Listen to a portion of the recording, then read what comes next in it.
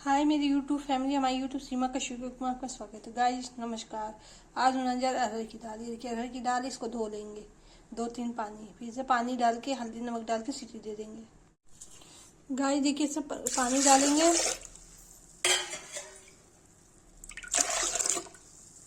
इतना डालेंगे कि दाल भीग जाए।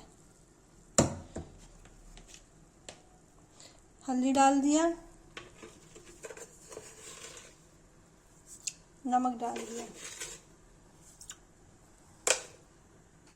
गाइस देखिए चढ़ा दिया, अब इसको सीटी दे देंगे। सीटी आ जाएगी, 3 सीटी आएगी, बन जाएगा। गाइस देखिए 2 सीटी आ गई, 1 सीटी और आनी है, फिर ये बन जाएगा। फिर इसको तड़का देंगे दाल को। देखिए गाइस दाल का तड़का बना है, इसमें डालेंगे। देखिए गाइस इसमें जीरा डाल दिया प्याज।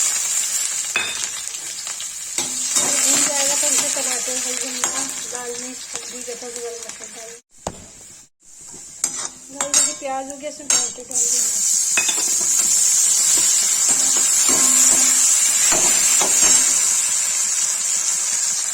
लाल मिर्च डाल देंगे।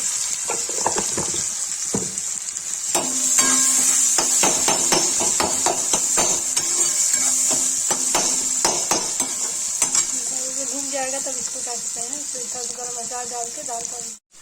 गाइस देखिए दाल का तड़का हो गया, इसमें दाल डाल देंगे।